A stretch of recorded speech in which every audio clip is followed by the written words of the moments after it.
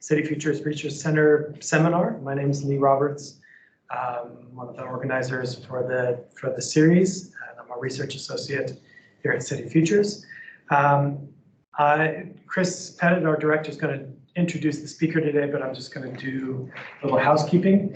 But I'd just like to start by acknowledging that at least we're meeting today on the unceded lands of the Bidjigal people, and I'd like to pay my respects to elders past, present, and emerging, and any First Nations people who are joining us today. For those of you joining us online, if you could do us a favor and mute your microphone and turn off your camera during the presentation. We see your face gigantic on the screen, and so if you turn on your video, so I kind of want to, so if you can leave that off, that'd be great. Feel free to turn on your microphone and camera at the end if you've got questions, but you can also put questions into the chat. Rupa will be monitoring the chat today, so feel free to put that in any time. And I'd like to just acknowledge Rupa. Today's Rupa's last day. She's another research associate at City Futures, but she's leaving us for University of Sydney. Today's her last, well, not next to the last day. So I'd just like to thank you for being such a great team member on this and making all of our seminars smooth, and I'll definitely miss you when you leave. And with that, I'll introduce Chris Pettit, who's the director of City Futures Research Center, who will be introducing our speaker today. Thanks, Lee. So yeah, welcome to our second seminar series for the year. And it's great to see so many people online and face-to-face. Unfortunately for those online, including our illustrious speaker, will not be able to join us for our customary drinks at the Roundhouse afterwards, but we'll have a virtual drink for you, David. So look, it's my great honour to introduce Professor David Sanderson, who we are very honoured to have as one of our City Futures Fellows. He has many other important positions and has done pioneering work over the last 30 years across the globe, looking at developing countries and dealing with cities in crises and facing emergencies like we are getting more and more. And so the work that David does has significant impact. Look, his bio is very long and impressive, and he is the inaugural Judith Nilsson Chair in Architecture here at UNSW. He's leading a number of projects in Australia, working with local councils, dealing with bushfires and how we plan more resilient communities in Australia. And he's doing a huge amount of work internationally in India and other parts of the world. And I think David's going to talk about experiences and views, particularly with Turkey and possibly other countries, in his talk titled Not-so-natural disasters, how corruption fuels catastrophe. So David's written many books that are notable, that are in his bio. Just noting one, the 2019 Urban Humanitarian Response Good Practice Review, which I've had the pleasure to peruse. And I encourage you to look at what the work that David's been producing. He's held many positions in many universities. I'm not going to name all of these. He's had a position as director of a centre at Oxford Brookes, CENDEP, that's focused on development on emergencies, and also Harvard, where he was teaching for a year on planning for disasters. So we're very honoured to have David here giving his second presentation of the year. So I'll hand over to you, David. Well, Chris, thank you. It's a privilege to join this, and I really appreciate that generous introduction. And very sorry it's your last day, Rupa, but very best wishes at the University of Sydney. They're lucky to have you. Thanks, Chris, and thanks, Lee, for the opportunity to speak. Apologies not to be there. I'm in the Southern Highlands with our 5-year-old who's off sick, or else I would have been there. Can I just check you can hear me okay, Chris? It's one, you know how it is when you crystal clear. Crystal clear. You can. You're sort of talking to your screen. You feel like a strange person after 10 minutes. So let me see if I can share my screen and see if you can see that, and then we'll take it from there. And the good news is you've got a backup if not. Can you see my screen? We Yes, it can. We can I'm indeed. so sorry, was it, I can't see anybody, was that a yes? Yes. Beautiful, sorry, oh, thank you, great. Well, nice to see those there. Okay, I'm gonna jump to full screen if I can. Okay, can you still see it? Can I just double check? Yes. Thank you. Okay, this is a talk I wish I wasn't giving, in the sense that it's very hard to find the good in any of this, and I was thinking the right form of words because there's no apology for speaking about this, but it's well, it's what it is, and it's a phenomenon that doesn't go away, and one hopes will get better. So I do want to talk about what's in the news right now, and thank you for giving that heads up, Chris. And what's in the news all of us can see right now is the absolutely terrible earthquakes that have struck Turkey and Syria. And of course, Syria has had its own catastrophic civil war going on, and this catastrophe has laid on top of that. Turkey, or Turkiye, has had at least 2 of these big earthquakes recently, and more, just one the other day, and of course thousands of aftershocks. And I checked the news this morning, it's something like over 47,000 people killed, 26 million people in need of assistance, and of course the ongoing conflict in Syria, and more angry people. What's unfortunate and tragic about this is nothing new in Turkey and elsewhere, and I just want to touch on some of those from the last few years that have taken place. And then I want to unpack why, by the way. This is it's not just stopping at look at this, okay? So I then want to unpack why. Some of you may recall the Indonesia earthquake at the end of November, just 4 and a bit months ago. At least 334 dead, over 2,000 injuries. These figures are easy to say, but of course each have their tragedy. At least 500 school buildings were damaged, and over 100 children died. I'm going to come back to that later on. 60,000 people, 60,000 homes damaged. All of these have stories behind. The Haiti earthquake, which was especially awful, not only for numbers, but for many reasons, and I'm going to come back to that also. This is 12 years ago, killed that number of people injured. The photographs were 8 months after the earthquake, and the one at the top was several years after. Earthquakes can last years and decades, not least in the minds of people, but in the people who are trapped in temporary housing. And on another day, we might talk that. But I'm talking at this point, what made these earthquakes so bad?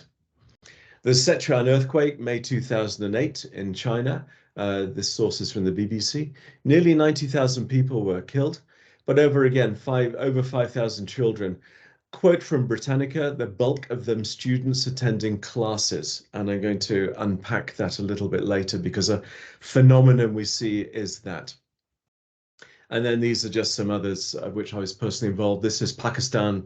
All these were taken with permission. That actually on the left was 2.5 years after the earthquake, which was especially bad. And of course, affected Kashmir. And I'm aware of a friend and colleague online right now from Indian side of Kashmir, if you like. The earthquake affected that side. Gujarat in the west of India, 2001. Some 15,000 people killed. That was 3 or 4 years after the earthquake. And bottom, the Nepal earthquakes from 2015, which killed several thousand people also. And so another, final one I'm going to share is 1999, because this is relevant. The earthquakes that took place in August, and I recall that, others probably do on the call. There were builders being chased down the street, and that series of disasters, it was more than one earthquake, contributed towards a change of leadership within Turkey. And it's notable that in 2 months' time, I think the next elections are coming up with the present incumbent. So, and then just finally, these were some of the earthquakes with the highest death toll over the last century from Statista.com. And of course, earthquakes are not just about numbers. And I'm aware I'm just giving the particular numbers, but they are indicative of the scale of disaster that occurs. So we've had a lot of those things, but I don't want to stop it there. That's my opening. These things happen. Okay, is this a natural disaster? We use the phrase natural disaster, or anybody who works in this space does not use the word natural disaster, but you hear it all the time. That phrase on the right is from a friend who's a very senior advisor, in fact, to at the highest levels of society in India, of government. And when he arrives at an earthquake scene or a disaster, he says, this is a crime scene. This is not a natural disaster. Why is that? Well, a definition of disaster is actually, it's a combination of two things. One is the natural hazard, the phenomenon itself, the earthquake.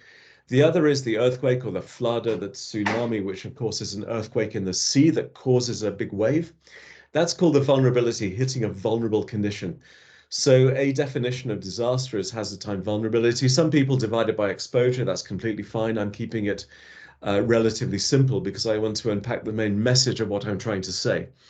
And I want to unpack this word vulnerability, which is, as we all know, inordinately complex. This is one of the best known models used in disaster management over the last 30, 40 years. And in fact, was developed by my former boss, Ian Davis, with 3 or 4 other people, Ben Wisner, Piers Blakey, and others, and has been refined over the decades. The other second one they pioneered is this so-called pressure model.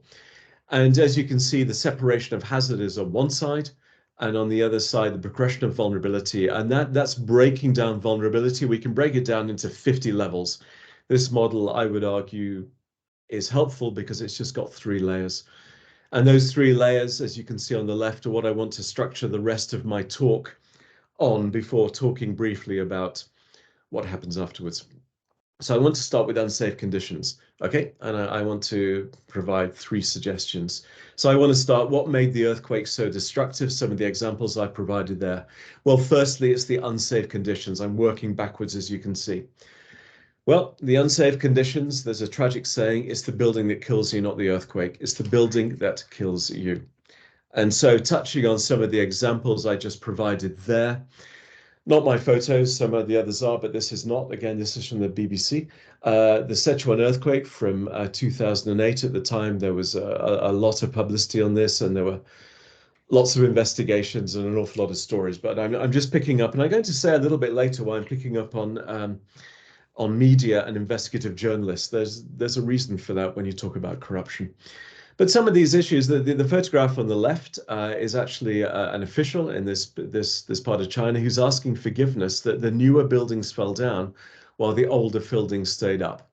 And why is it around the area only the classroom buildings collapsed? Residents show brickwork with cement they crumbled between their fingers. And these are a couple of quotes from a seismologist, and I can dig up the name if you need it. China has fairly rigorous building codes. The problem is implementation.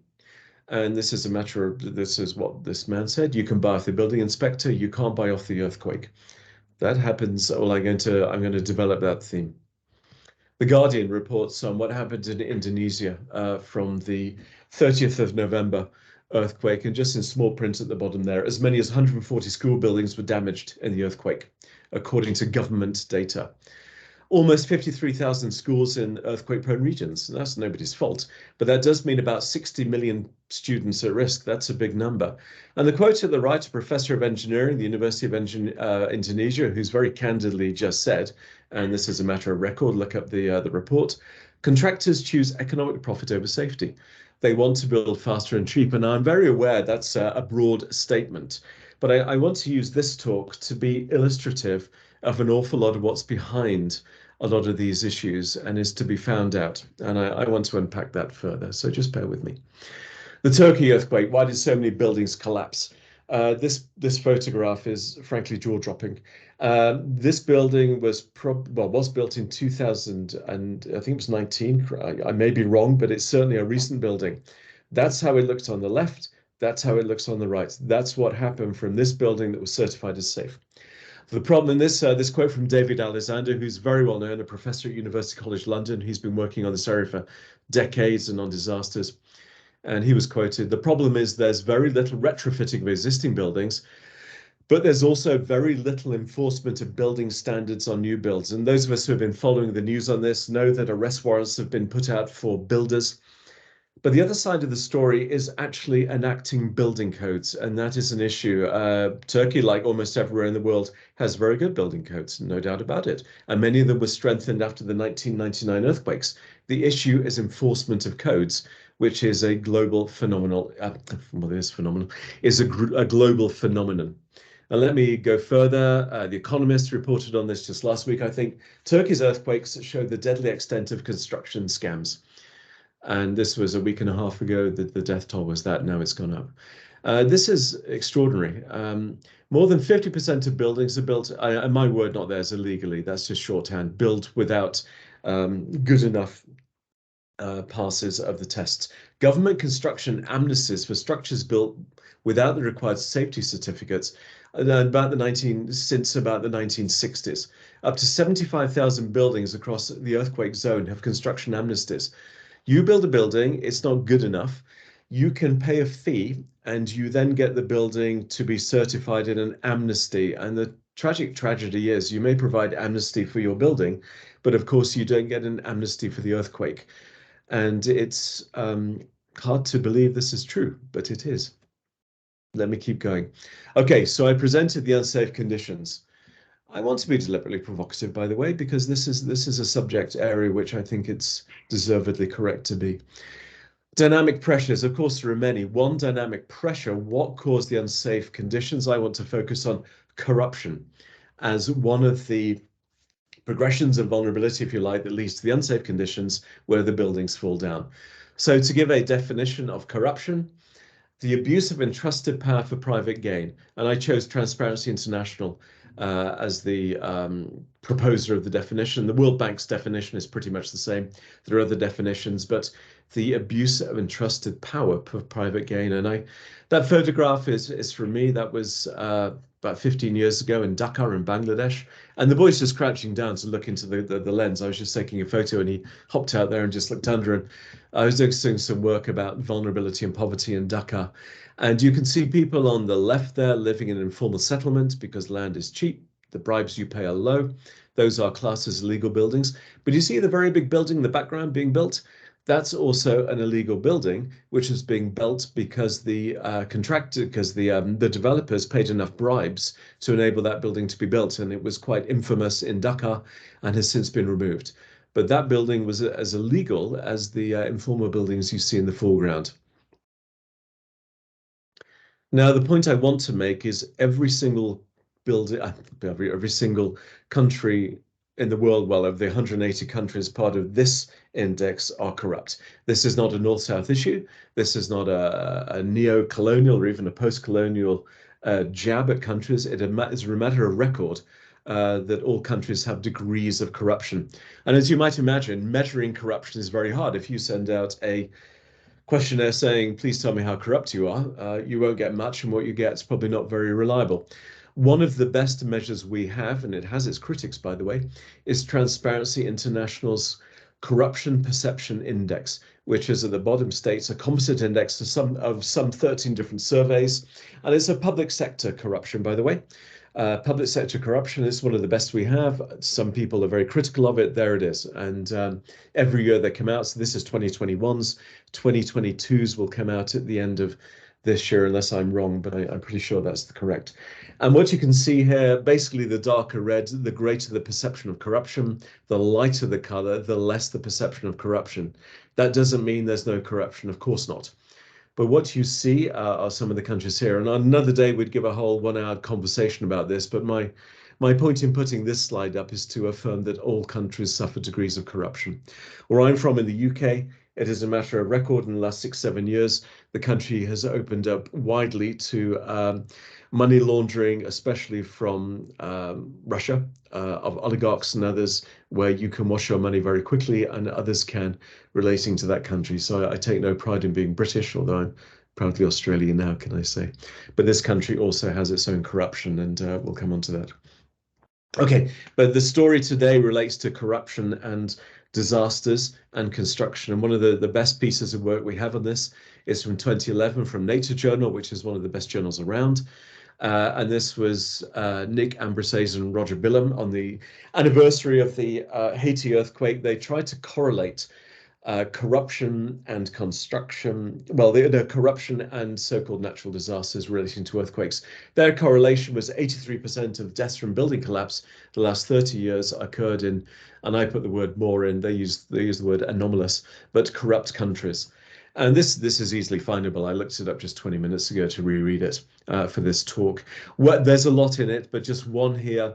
And this, I've never presented this before because it's a bit complex, but it's very powerful. It's a 3-dimensional diagram, if you like, representation. More corrupt, less corrupt. I'm going the bottom right here, less corrupt. So New Zealand is one of the least corrupt countries in the world on the corruption perception index. And then you get more corrupt to the left. If you then extrapolate that out, the worst better index, I'm going to get this wrong. I looked it up to try and understand it. It's understandings of corruption where countries more or less have the same income. I'm going to leave it there. Please read the paper. But on the left, earthquake fatalities are very clear from bottom to high. You won't be surprised to see in the top left, Haiti, Indonesia, Turkey. This was 10 years ago, by the way. Greece and Mexico, Italy, India, which have, it's a matter of public record that corruption is high. And what they did, they charted this 83% of earthquake deaths where corruption is higher. Disasters aren't natural. Please read that paper. It's very powerful. In part inspired by that, but we did nowhere near as good a job. A few of us, we started working on this 2 years ago, and it took us about a year. And these are friends from, a lot of you will be knowing Martin Loosemore, formerly of this parish from UNSW, now at UTS. Some friends from, in fact, Harvard, that's Sony Patel and Ronak Patel, Anshu Sharma from Seeds India, and a couple of us from here. Well, just me from here, it seems. We did a review. We said, what do we know? We did actually do a systematic review because they're medical doctors, and as we all know, that comes from the medical side of things. We've initially found in our search some 29,000 papers, something like that. We boiled it down to 59 through not smoke and mirrors, but the dark arts of sort of Harry Potter world and the rest, and came down to 59 papers. And we saw what could we find out from this? Please read it. Basically, I'm not going to try and sum all this up because it's one of those long, rather dry papers. We actually found very limited scholarship, and there's a reason for that. One is probably the research method we use, but that's for another day. But another is this crosses boundaries and borders. It's social, economic. You're talking to not only architects and planners, but legal people looking at legal papers. And so you're crossing different boundaries of research. So immediately get into that. It's also dangerous. And for those who've been working in this area, and I have not, it's investigative journalism, which carries a risk. And you're not rewarded for going outside your field of research codes, but that's another world. But we found a fair bit, but not a lot. And so a call is actually there's more to be done in this area, but you find that with a lot of papers. We have been doing other stuff. This man, George Ofori, is a professor at London South Bank University, originally a Ghanaian national, in fact. He was our guest speaker at our Judith Nielsen lecture in 2020 as part of the Earthson series, and you can find this online. George gave a blistering talk relating to crisis, construction, and corruption. He's been doing this for 30 years. I won't read out the endless quotes. Estimated about a third of the money that governments spend on infrastructure is lost through corruption, mismanagement, and clear stealing. The World Bank has been following this, the OECD, others, the World Economic Forum. But it's a world of Venn diagrams where the Venns don't happen. You have a circle over there, a circle there, a circle there, less on the overlap, which at least our modest piece of research, I think, tried to find. Please look at that lecture or contact George. George is part of a group called COST, which I'll refer to in a few slides' time. I'm going to mention Australia. Martin and I produced, mainly Martin's work, a piece of work a couple of years ago, Is the World Creating a Paradise for Corruption? And that quote came out from the early months of COVID some 2 years ago. We were both on a call with the OECD, and a very senior man at the OECD, the Organization for Economic Cooperation and Development, the OECD, he was asked what's going to happen with COVID. He said it's a paradise for corruption, because once you force through the need for reducing checks and balances, corruption comes in. I'm slightly off piste here about this story. This has been happening in the UK, not least today's news actually, but other news. There have, on the left, relating to corruption and construction, 3 royal commissions. This is when the 3rd Royal Commission was put out in Australia 9 years ago. Royal Commission, take 3, construction sector still lawless. Martin, who's a professor of construction management, will argue not much has changed. And this think piece on the right in Fifth Estate, we argued that's the case. This was all before the recent tragedy of the recent earthquakes. Okay, and Australia, since you might be interested to know, on Transparency International's Construction Perception Index, we've fallen from 2012 from 7th place, meaning good, 7 out of 180 countries, to 18 in 9 years. That's nothing to be proud of. And we've shifted down our perception of public sector construction quite a lot. And you can draw with that what you like, but that's probably one of our best measures. Heaven forbid, well, we have few rapid onset disasters here. Of course, we have floods, and let's see what the commissions come out with in relation to disasters. Okay, so I don't want to talk too long because I'm aware this is a heavy subject and actually it's late in the day on a Friday.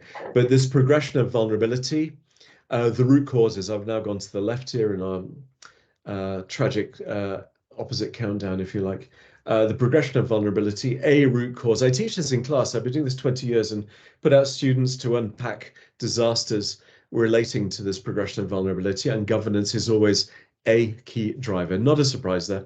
And by governance, I mean the definition from 1665 or 1605 from the Oxford dictionary, which is the method of management. The method of management, whether it's City Futures, UNSW, Pakistan, whatever it might be, the method of management of a collection of goods and people relating to governance. And here I'm thinking about the way governments are run, well, the way governments run, I should say, countries as forms of governance. On another day we could discuss.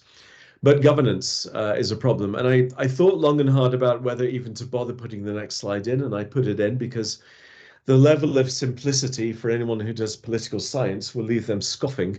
But my point here is to give broad brush conversations here of good governance, the rule of law, transparency, equitable, inclusive, consensus-oriented, accountable, effective, and efficient. Some of the edge of some of the ingredients of poor governance, public and private interests, failure to establish rules of law, inconsistent priorities, excessive regulations. As I say, political scientists, political economists will be turning in their respective graves. But here we are, where we talk about governance. And when governance is strong and good, I think the evidence is borne out that corruption is minimized. And take what you mean by whether governance is strong or good. Singapore has strong regulatory approaches, which more liberal regimes may say are problematic. But there we have it. So I'm not going to get into that. But I'm talking about when governance is strong, corruption is less. But there may be prices to pay for that. Okay, Haiti, that photo, in fact, was from 2014. That's just a typical street view in downtown Port-au-Prince. That's not a disaster. But one of the outcomes of weak governance and lack of disasters relates to poverty. And very famously, Amartya Sen, who's won a Nobel Prize, and his work in freedom, is a very famous Indian economist. He very famously came to prominence in the late 70s and 80s by saying there has never been a disaster in a democracy. So I'll leave you to think about that. Never been a disaster in a democracy. What a powerful statement. And he was writing about in fact, flooding and whatever. And then people will say, well, yes, there is, but I'll invite you to think about that further.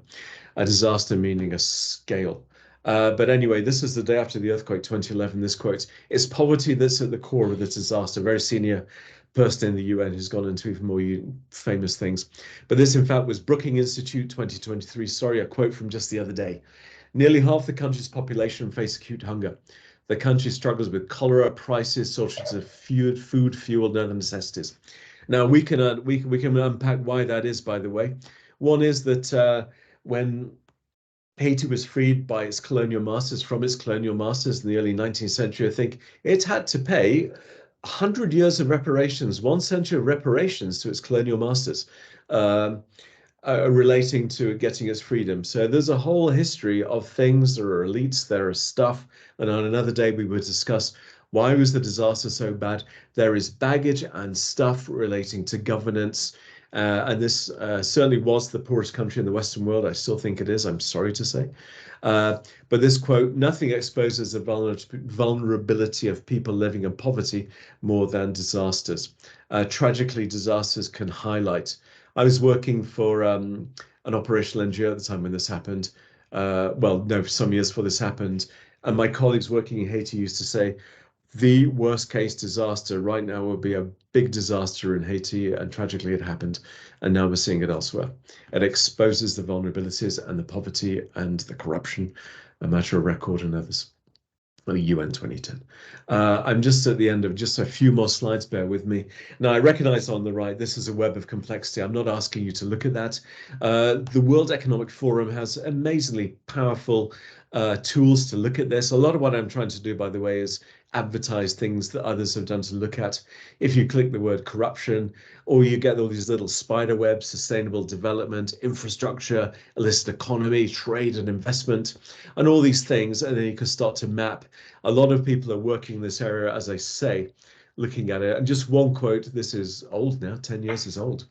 The global cost of corruption, more than 5% of global GDP. What, $1 trillion paid in bribes each year. Very hard to gauge what that is. Look at the work of the world and the work of the World Bank, and investigative journalism, which David Alexander writes about extensively, and others, to get some sense of this.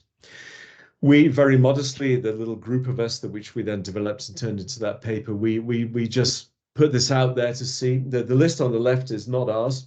It's the EU taxonomy of corruption in 2016. We try to unpack, looking at the disaster event, what caused this disaster to happen, and we put it out there to try and test it. We're not saying we're right. People living in dangerous places. We know floodplains. I'm sure quite a few people looking at this now thinking housing in Australia will be thinking building on floodplains. The amount of poverty, disaster preparedness that should have been better. We're all aware of disaster, and again you hear that preparedness wasn't existent. And friends who are on the call now infected by bushfires, in fact, elsewhere, will be perhaps thinking of this. Building an infrastructure, the collapse, it shouldn't have. We have the wit and the wisdom to build buildings that don't fall down. Japan is incredibly good at that. If we had more time, we'd talk about seismic codes that are implemented around the world, not least in Japan and parts of Turkey, should I say, where buildings did not fall down. Resilience that could have been stronger. We're all aware of this, but immediately all the little blue lines that get complicated and get stuck in money laundering, nepotism, tax evasion, tax fraud, theft, tracking, fraud, really hard. And there are people that work in this area. They look at court records, because you can access court records and outcomes of bribery and corruption cases, and then try and make the links, but it's immensely complicated. But there's a lot taking place in this space. And that would be the end of what I want to say, the last 3-4 slides. I don't want to, for a moment, suggest that this is a helpless situation. It's big and it's terrible, but there are a lot of people working on this. There's nothing new here. I can share with you writings from 1974, and then, of course, there are probably writings from 1874 relating to this. The graphic there, Disasters Not Natural. A lot of people for a number of years now are pushing a global campaign, Disasters Not Natural. They had a very big conference last year on this. Look it up. This is postscript, I suppose. There's lots of this. We could fill 10 hours on this stuff, but I just want to say there's a lot. I've mentioned deliberately schools that collapse, I suppose, of a father of a 5-year-old. It's in my mind constantly now in a way that perhaps it wasn't. This, in fact, was a program that took place led by an amazing NGO called Seeds India. It's been working in India in this space for 30 years. They did this project in Shimla in Himachal Pradesh, who those who know this town. As part of this project, actually, a few of us spoke to the people in charge of enforcing building codes, and this was 15 years ago. Not one had training nor knowledge in seismic safety. That's alarming. This project was about seismic safety for schools. Teaching Masons associations, the photo on the left, are holding a symposium on the 100th anniversary of the Great Kangra earthquake that killed 20,000 people in this very city in 1906. Heaven forbid there's another one. But there's an urgent need to take this stuff seriously, and a lot of people do. How you do it, of course, is the challenge. There's a lot. This is just a Google snap. If you tap in anti-corruption and construction, there's a lot going on to plug into and work. Specifically around construction, this took place, gosh, was it Vietnam? I think it was Vietnam. Apologies if I'm wrong. This took place just before COVID stopped us all getting more involved in this. COST, the Infrastructure Transparency Initiative, it's UK-based. Integrity Action, Transparency International has been working in this for a long time. And down at the bottom there, IPaidAbribe.com, another Indian initiative, because India has such high levels of transparency and such strong court systems, despite, and it is a matter of record, corruption, which, as I want to point out, takes place in every country in the world. But this is a civil society initiative, if you like, called IPaidAbribe.com. And you'll see some of the drop-down menu items there. I paid a bribe. You're not celebrating, you're recording through transparency and the use of the internet that you did that. I did not pay a bribe. You celebrate meeting you celebrate meeting an honest officer. Say that 3 times fast. So there are thousands of these initiatives. They don't particularly mention disasters, by the way, construction. But what we try to find in our Venn diagram of construction, corruption, and disaster, 2 of those 3 often overlap, all 3 overlapping. There's a little bit, the Ambrasays work, but not so much. There's some, but not a lot. And on this, we've taken inspiration from this for a piece of work which a few of us are developing. We're working on this right now. We've bought the website, called howwesurvive.com. And we're going to crowdsource stories of people's survival. We're starting in Australia and New South Wales. If we learn our lessons about how to get this right, we will expand it to India with Seeds India, who are part of this story, and Microsoft, and work with others. We're going to come out with a 2-yearly state of listening report. We're going to have a drop-down button on our website, which we're working on at the moment, asking people what's caused this disaster and getting people to tell us. And of course, we'll verify those things and we'll work on that. But we're in the business of gathering data, building evidence and supporting change around a little bit of this story. I think that's my last slide. Well, a bit of me wants to apologize for this, but I'm not going to, because this is a serious subject, and that would take away from that. But the takeaway is this is a big subject. It never goes away, and more needs to be done. But it's actually taking seriously some of these links. So I'll stop my share. Well, I'll never stop sharing, as they say, but I'll stop my slide and come back to the room. Thank you. Lee, Chris, over to you. Great. Thanks, David.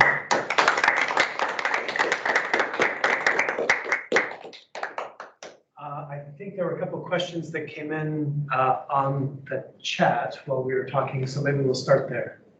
Yep, we had Ed Wenzing mentioning anyone investigating corruption faces threats. The late Peter Harrison and I were on the receiving end of threats when we challenged some of the developers here after we won our case in the courts. Comment then, question. Yeah. No, thank you, Ed, for saying that. Well, Ed, you're on the call with full respect. Yeah. Peter Harrison and I took one of the developers to court because they were in excess of our planning constraints in the ACT, and we won the case in the Supreme Court. And before it went on appeal to the full federal court, we were threatened. We reported those to the police. The threats backed off, but then we won the appeal in the federal court and they returned. So, you know, you do face these threats. Yeah. And I hope I know I didn't do it enough justice, but to acknowledge investigative reporting and the work that people like yourselves and others do. You touch power. This is what happens, and yeah. So the observation around how this information is gathered and reported is there. Great. Ali? Hi, thank you. It was a really great presentation, David. I do have a question because, like, as you said, it's a really quite a bleak topic. Given that each country is so diverse and has its own issues with corruption, what do you see as like the main strategies to reduce corruption? Given it might be at so many different levels depending where you are. It's a big question, but. No, but a vital one, and those who really work on this, such as Transparency International and others, and there are many who work in this space, often fearlessly in the face of what Ed said, genuine threat and risk. They do a lot. I invite you to look at Transparency's website. I tried to boil down the things here, and I actually took out a slide of one of Transparency's ideas, and you won't be surprised to hear this. It is holding people account, it's strong judiciary, it's transparency in decision making. There's a lot on the construction thing, which I think we're talking about right now. Transparency International Australia developed a tool called ICRAT, which has been piloting in Solomon Islands relating to transparency in construction. Easy to say, easy for me to sit here in the safety of my house to say those things, and very hard to do. And actually, you're putting yourself on the line. So there are genuine threats there. But there are sort of, in the aid sector, I'm from the humanitarian aid sector primarily, there's a lot about exposing corruption through diligence and procurement procedures and those things. And often it's procurement. Some of the bits I took out of this talk, an awful lot of the evidence where corruption lies is the decisioning among power brokers before you put out the policies and the tenders. And I just didn't have enough to back up what I was saying, but a friend, Ronak Patel, who talks on this, he's got an image, and the image is, do you have a tunnel or a bridge? And the decision about the infrastructure projects you build, do you have a tunnel or a bridge? You know, are billions of dollars. Or he puts up a picture from Manhattan and there are two bridges right next to each other. I don't know enough about that story, but really, you know, or stuff like that. So an awful lot of this is hidden and isn't seen, but those who have seriously looked at this and looked at that kind of stuff, they have a lot to say. But transparency has a lot of the tools to do. Governments that have their own judicials. The reviews where I'm from in the UK right now about COVID is coming out. It's actually today's news around leaked emails from a former health secretary. It doesn't go away, but often it's actually a strong media. Which we have investigative media, which historically has been powerful, but we live in an age in the last 5 years where fake media has challenged a lot of that. Thank you. David, we have a question in the chat from Mickey Pinkerton. Sorry to ask the governance question, but on the slide that showed bad governance, it had excessive regulations as a quadrant, which seems counterintuitive. Would you be able to give an example of how excessive regulation has led to construction corruption? Yeah, thanks, Mickey. And no, I can't. I can't speak to that. And I did put out that slide with a vast amount of hesitation, and I'm going to fully own up to the fact that I can't do that. I completely take your point. I probably over-polarized that subject matter, which is a subject of 1 million PhDs and excessive discussion. So yeah, that was a weakness on my side about what I put up there. Hamish George has responded, I could give a potential example. So Thank you please very feel much. free, Hamish.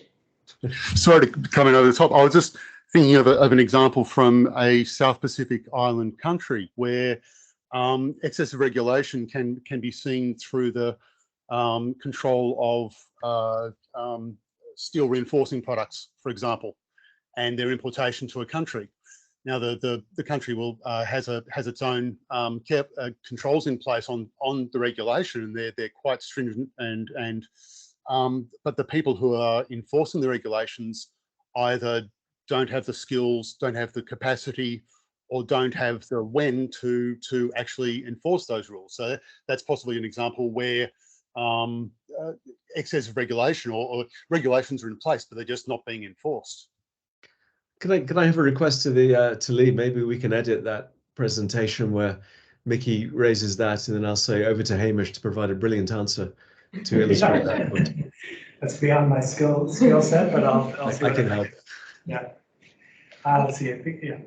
But yeah, I'm just wondering, is there any role for insurance markets to sort of impose a cost on sort of disaster-related corruption?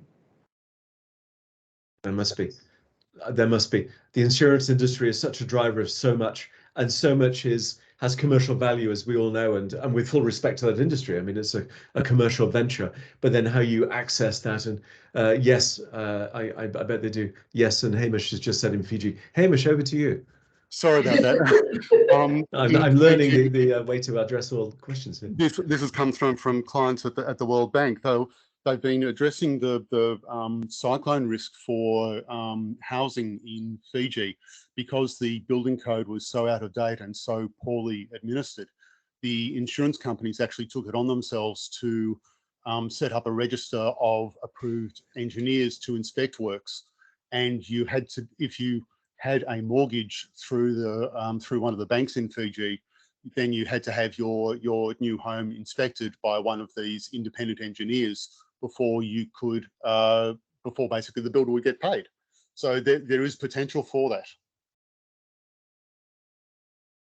Thanks. I'd just like to point out, in the interest of probity, Hamish and I have never met.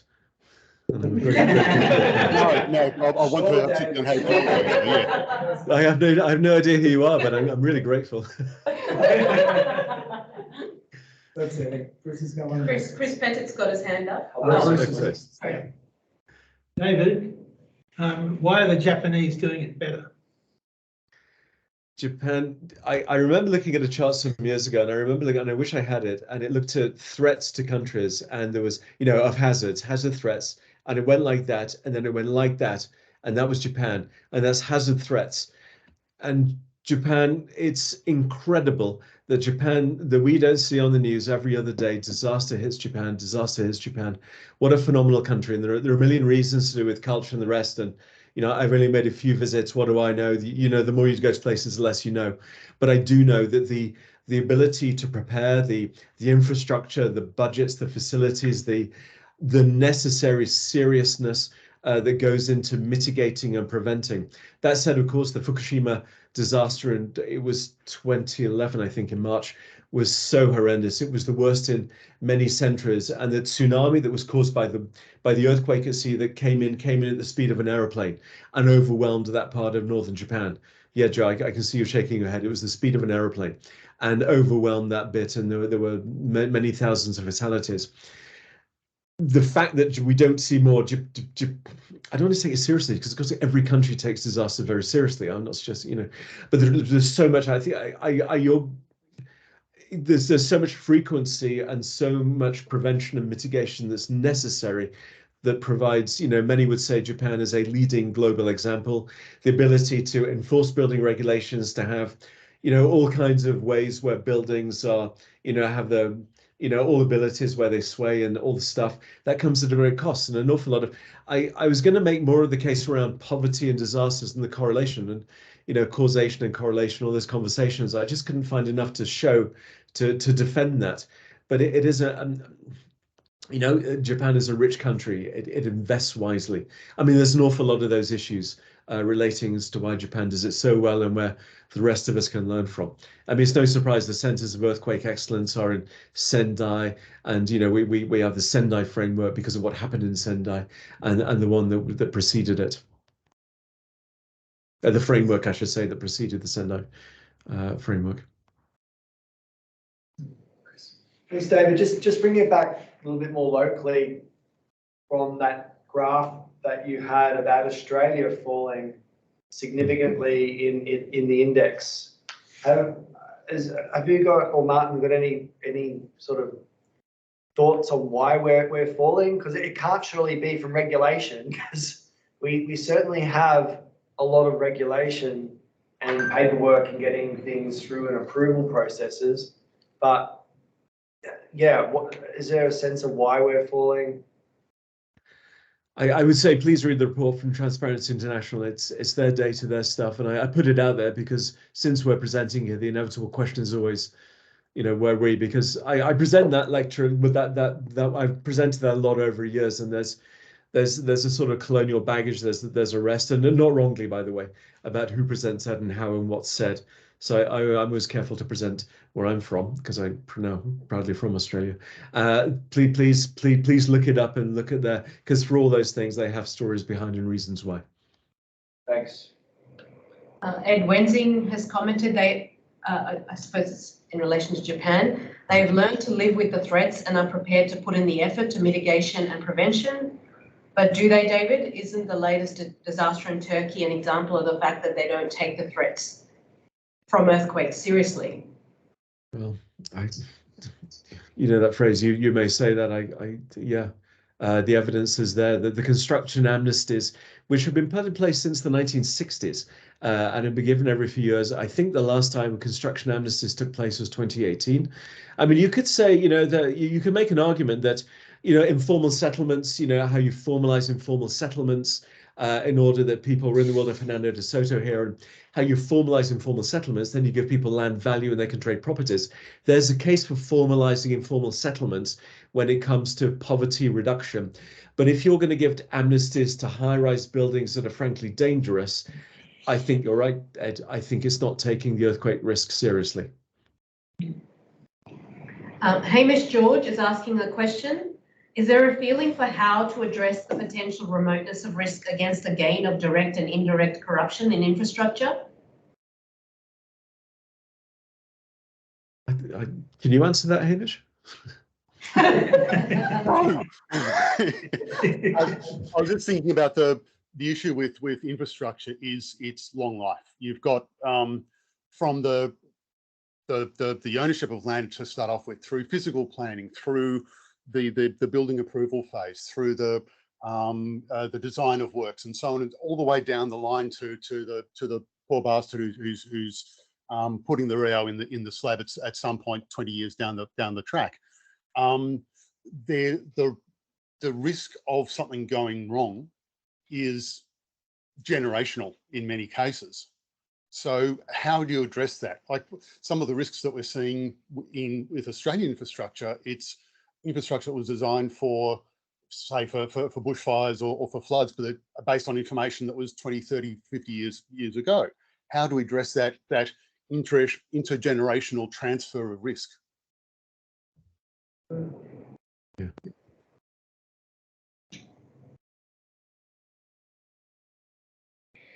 There's no answer from my side on that, but you say it, and is that building up? Yeah.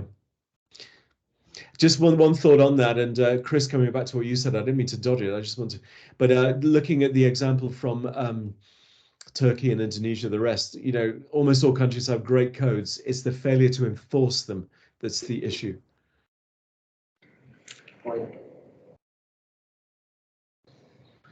Any other questions in the room? I'd agree with you, Ed. It's a brilliant question from Hamish. Let me just say, I think you nailed that.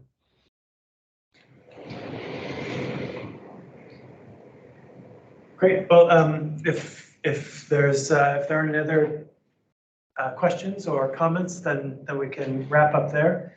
And I'd just like to thank David again for a great presentation, and yeah, good conversation from everybody. So thanks again for joining us from home. So thanks.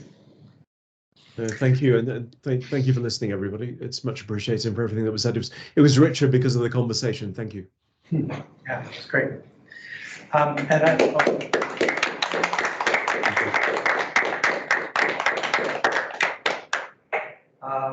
And so I'd just like to remind everybody that our next seminar is in 2 weeks. Actually, Bala will be presenting on data visualization. And so please join us for that. And yeah, we'll see you then. Thanks again to everybody for participating, and see you all soon. And if you're in the room, please join us for drinks if you like. Thanks. Thanks, David. Thank you, David. Thank you.